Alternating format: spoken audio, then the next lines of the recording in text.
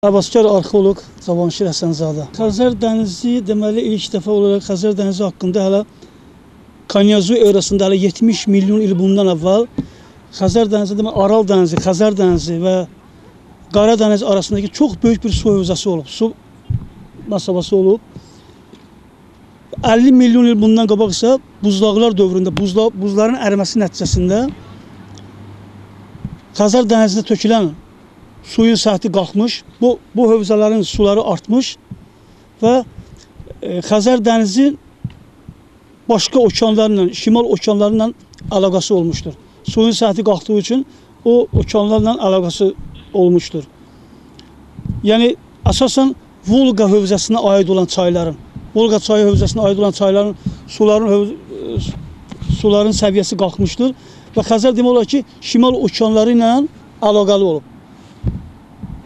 Belə çıxır ki, həm şimal okeanlarının, həm Hind okeanı, həm Atlantik okeanının Xəzərin artıq əlaqəsiymiş.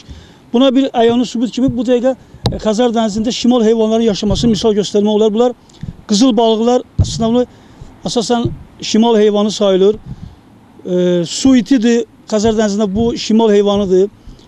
Sonralar artıq 35 milyon bundan qabaq yer qabağının deməli qabarması nəticəsində o 3 dəniz ki vardı, onlar Pont dənizi adlanırdı. O Pont dənizi parçalanır. Parçalanır və Xəzər dənizi müstəqil bir dəniz kimi olur. Bu dənizin bu dənizin sahilində nəhəng kərgədanlar, mastopodlar yaşamışlar. Hətta o vaxtlar Xəzər dənizində balinalar da yaşamışlar. Xəzər dənizinin tarixinin 60-dan çox adam malik olub.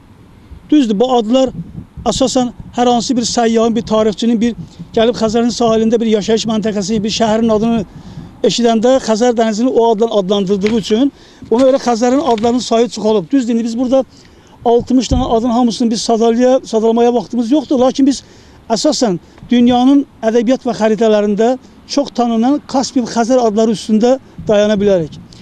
Kaspi sözünü, Kaspi adını ilk dəfə olaraq bizim eradan əvvəl 5-ci əsrdə yaşamış tarixin atası, coğrafiyaşünas Yunan alimi Herodot işlətmişdir. Herodotun fikrincə Kaspi adı Herodotdan əvvəl qabaq, deməli 2000 il ondan qabaq yaşamış Kaspiyon xalqının adından götürülmüşdür. Kaspi sözü də həmən Kaspiyon xalqının adından Herodota görə Kaspiyon xalqının adından Atlılar ölkəsi mənasını kəsb edir. Kaspilər hal-hazırda Herodotun öz tərtib etdiyi xəritəsində də tək Herodotun yox, bütün başqa Yunan alimlərinin, səyyahların xəritələrində Kaspi dənizi, Kaspiyonlar əsasən Azərbaycan, Xəzər dənizinin cənub-qərb hissəsində çəkilib. Xəritələri olaraq artıq hamısında açıq-aydın göstərilir. Bu açıq-aydın xəritələrdə göstərilir ki, Kaspiyon xalqı Azərbaycanın cənub-qərbində yaşayan xalq olub və Herodot onlar haqqında düzdür, müfəssəl yazmayıb və açıq olan haqqında yazmışdır. Herodotdan sonra isə eramızdan əvvəl 2-ci əsrdə Yunan alimi Homer də Xəzər dənizinin müfəssəl öyrənilməsi üçün Xəzər dənizi tədqiq etməyə başlamışdır. Homer Xəzər dənizini Günəş nohuru adlandırıb. Günəş nohuru adlandırmışdır. Nəyə görə? Çünki Günəş hər gün Xəzər dənizinin şərqindən qalxaraq öz qızıl şəfəqlərini dənizin üstünə saldığı üçün o deməli Günəş nohuru, yəni Günəş gölü adlandırmışdı. Homerə görə təxminən 2800 il bundan əvvəl Homerə görə Qara dənizdir, Azov dənizidir, Xəzər dənizi vahid bir su hövzəsi olub.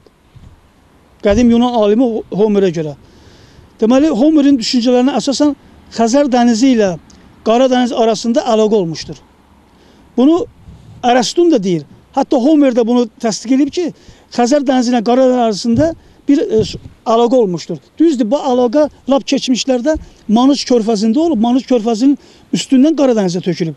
Sonralar Manış körfəzi yerin qabarması nəticəsində Manış körfəzindən yox, Manış körfəzinin altından Qara dənizlə Xəzər arasında sualtı əlaqə olub. Bunu Ərəstun hətta öz dünya xəritəsində bunu açıq-aydın göstərib.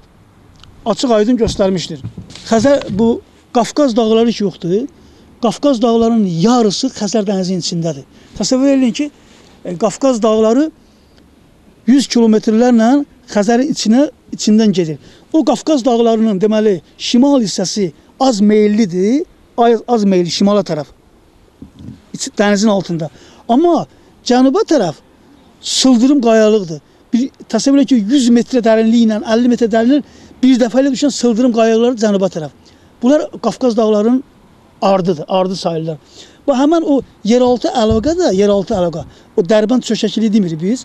Dərbənd çökəkliyinin yanından yeraltı əlaqə tamamilə ola bilər. Çünki həqiqətən maraqlıdır axı. Hələ Ərəstun'da, Homer'da bu alimlər çox baş sındırıblar ki, bu necə ola bilər? Xəzər dənizinə onlarla, yüzlərlə çaylar axır.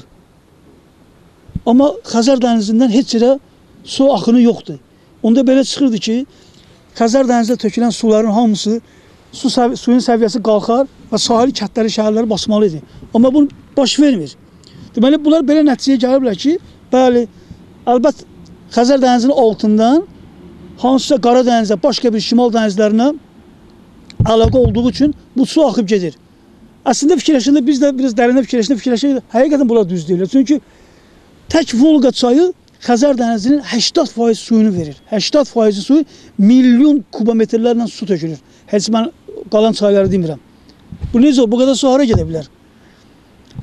Ona görə Ərəstun öz tərtib etdiyi dünya xəritəsində hətta Xəzər dənizinin altından Qara dənizə, Xəzər dənizinin altından Qara dənizlə əlaqəni açıq aydın göstərmişdir.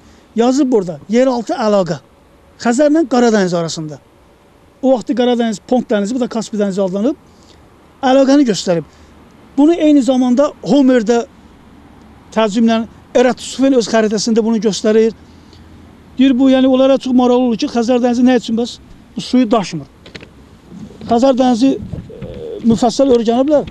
Hətta Xəzər dənizinin öyrənilməsi üçün Makedoniya İskəndərin də çox maraqları olub. Çünki Makedoniya İskəndər şimal dənizlərinə, böyük dənizlərə çıxmaq üçün Xəzər dənizindən çıxmaq istəyir. Ona görə o Xəzər dənizini müfəssəl öyrənməsi üçün ekspedisiya təşkil etdirir və Xəzərə ekspedisiya göndərir. Lakin ekspedisiyanın getməyi ərəfəsində Makedoniya İskəndər vəfat edir.